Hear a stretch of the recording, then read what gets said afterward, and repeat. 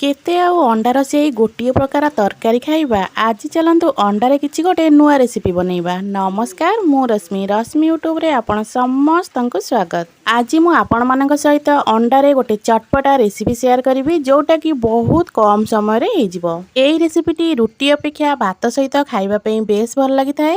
वीडियोटा को full watch करिवे। एबे चलतु स्टार्ट करिबा आज रही मजादार रेसिपी।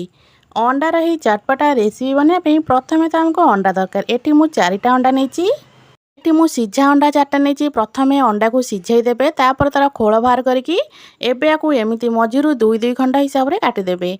आपण माने आपण मानक हिसाब रे अंडार क्वांटिटी कम अधिक करि परिबे। जदि आपण मानकु आज रही रेसिपीटी भल लागे वीडियोटा को लाइक करिवे, शेयर करिवे। चैनल जदि नुआ अछंती सब्सक्राइब तो निश्चय कर देबे। एठी देखंतु मु सब जाका अंडा को एठी मु काटी देइची। एबे आमे अंडा को साइड रे रखिबा। एबे चलंतु जा नेक्स्ट प्रोसेस को। एबे आमे गोटे मसला बनैबा। मसला बनैबा पे हमर जहाँ सामग्री दरकार सेड़ा सब मुठी नहीं जाइची। एठी मु नैची गोटे चमच भलिया हळदिया सोरिष, गोटे चमच पोस्त। पोस्त आपण एही रेसिपी रे जम्मा भी स्किप करिबेनी, निहाती देबे। तो एठी मु 3टा नैची सुखिला लंका। राग आपण माने आपण मानक हिसाब रे देबे। एबे आमे ग्राइंडर जार रे सब जाको मसला को देई दबा। जार रे आमे दबा सोरिष, पोस्त और लंका। एबे एथिरे पानी टोटाली भी देबेनी। सुखिला रे आकु आमे टिके बाटी आनिबा। एमिति सुखिला रे अल्प समय बाटी सला परे तापरे पानी देले मसलाटा हमर पूरा चिकन हेकी बाटी थाए। प्रथमे मुझे सुखिलारे बाटी तापरे एथिरे मु अल्प पानी देइथिली। अल्प पानी दे सारा परे पुणी याकु 2-3 मिनिट पे पूरा चिकन करके बाटी आनिबा। एठी देखंतु हमर मसला पेस्ट पूरा रेडी होईची। मसलाटा देखंतु एठी केते पूरा चिकन हेकी बाटी होईची। आपण माने सोरिष मसला बाटला बेले एमिति ही बाटिबे। देखिबे आपण मानक मसला भी बहुत चिकन हेकी बाटी हेबो, जम्मा भी खदखदड़िया रहिबनी। एबे आमे गोटे टिफिन नबा। टिफिन रे एबे सब जाका मसला को देई दबा। आमे टिफिन ने ही अंडार रेसिपी बनैबा। एटी मु टिफिन ने सब जाक सोरिष मसला को दे देइथिली। एबे एठी गोटे बड़ साइज रो टमाटो को एमती छोट छोट खंड करी काटिकिना दे दबा। एबे मसला सहित टमाटो को टिके आमे गोळै दबा। एटा को टोटली गैस रे बसैबेनी, सेमिति ही मसला को रखिबे। एबे गैस रे गोटे पैन बसैबा। पैन हमर गरम होला परे सेथिरे 2-3 चम्मच भलिया दबा सोरिष तेल। तेल आमर टिके गरम हो सारा पर से गोटे पियाज को काटिकिना दे दूची। पियाज रो साइज मुझे टिके बड़ रखी। तो एबे से दबा 5-6 कला भाया रसुण। रसुण को छेचिबेनी, गोटा ही सेम देदेबे। पियाज और रसुण को जस्ट अल्प समय पे भाजवा, जेमिति तार कलर चेंज करेंगे, हल्का खालटा को टिके फ्राए करदेबे।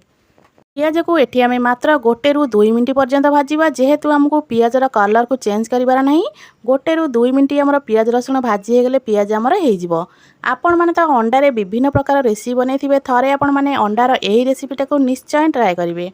एठी देखंतु पियाज और रसुण आमर पूरा भल से भाजी हेलानी। याकु एबे मु गोटे जगह को काढी दउची।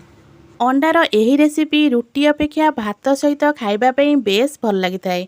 एठी देखंतु मोर तेल पूरा गरम अछि। एठी मु सब जाक पियाज और रसुण को काढी देइची।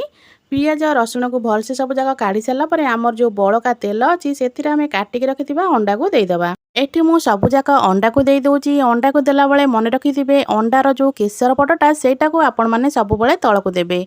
एमिति देले ना केसर सहित अंडाटा भल से भाजी हे जिवो, पूरा सील हे जिवो। तो आमर केसर जम्मा भी बाहर को बाहरिबनी। तो एठी देखंतु मु सब जाक अंडा को देई देइची। गोटे पट पूरा आमर भल से हे गला परे ताकू आमे आर पट को लोटेइबा। एठी देखंतु मोर गोटे पट पूरा बढ़िया से भाजी हे जाइची। एबे ताकू मु आर पट को लोटेइ दउची।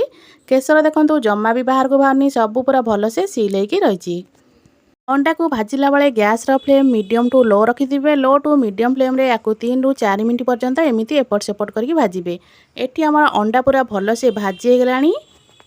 एठी मु सब जाक अंडा को गोटे साइड को कर दउची। आ तेल हमर अलका साइड को पळे आछी। सेही तेल दे दबा अल्प लूण। एबे सेथिरे दबा अल्प हळदी गुंड। एठी मु कलर पे गोटे बड़ चम्मच पूरा दउची काश्मीरी रेड चिली। एटा पूरा ऑप्शनल, आपण माने चाहिले देई परिबे, नहले न देई भी मध्य परिबे। काश्मीरी रेड चिली को दे सारा पर ताकू भल से मिसई देबे। एबे आमे अंडा सहित सब मसला को भल से टिके मिसई दबा। एठी मु कहि रखुची जदि आपण मानको आज रही रेसिपीटी भल लागिबो वीडियोटा को लाइक करिवे, शेयर करिवे। चैनल जदि नुआ अछंती सब्सक्राइब तो निश्चय कर देबे। एबे हमर मसला सहित अंडा पूरा भल से मिसी गलानी। एबे आमे जो सोरिष मसला बनै के रखिथिले सेथिरे आमे देई देबा भाजी के रखिथिबा पियाज और रसुण को। एठी जो पियाज रसुण को भाजी रखिथिले ताकू एबे एथिरे देई देबा। पियाज रसुण को दे सारा पर आमे एथिरे दबा भाजिकी रखिथिबा अंडा को। जेहेतु आमे अंडा को भाजिकी हेतरे तेल आ मसला को गोळै रखिछे, एथिरे आ एक्स्ट्रा तेल दबार किछि आवश्यकता नाही। एबे आमे भल से पैन को धोइकिना अल्प पानी एथिरे ऐड करिबा। ଏବେ ସେଥିରେ ମୁଁ ପ୍ୟାନ୍ ଧୋଇକି ଅଳ୍ପ ପାଣି ଦେଇଦେଇଛି। ଏବେ ସେଥିରେ ମୁଁ ଦେବି 3ରୁ 4ଟା ଭଳିଆ କଞ୍ଚା ଲଙ୍କା। ଆପଣମାନେ ଯଦି ଅଧିକ ରାଗ ଖାଉଥିବେ ସେହି ହିସାବରେ କଞ୍ଚା ଲଙ୍କାର ପରିମାଣ ବଢ଼େଇ ପାରିବେ। ମୁଁ ଏଠି 4ଟା କଞ୍ଚା ଲଙ୍କା ଦେଇଥିଲି। ଏବେ ସେଥିରେ ଆମେ ଗୋଟେ ବଡ଼ ସାଇଜ୍ର ଟମାଟୋକୁ ଏମିତି 4 ଖଣ୍ଡ କରିଦେଇଛି, ତାକୁ ଦେଇଦେବା। ଟମାଟୋ ଯେହେତୁ ଆମେ ଆଗରୁ ଦେଇଥିଲେ, ଏଇଟା କେବଳ ମୁଁ ଦେଉଛି ଟିକେ ଭଲ ସୁନ୍ଦର ଦେଖାଯିବ, ସେଥିପାଇଁ ମୁଁ ଏଠି 4ଟା ଟମାଟୋକୁ ଦେଇଦେଇଛି।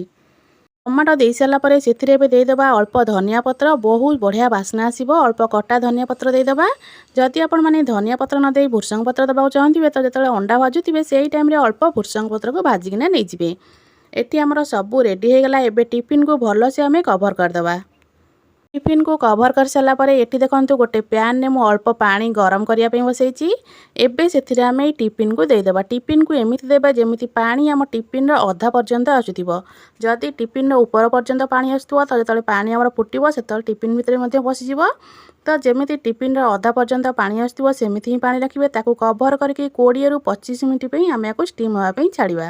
20ରୁ 25 ମିନିଟ୍ ପରେ ଏବେ ଦେଖନ୍ତୁ ୟାକୁ ଘୋଡ଼ଣି କାଢ଼ିବା ଟିଫିନ୍ର।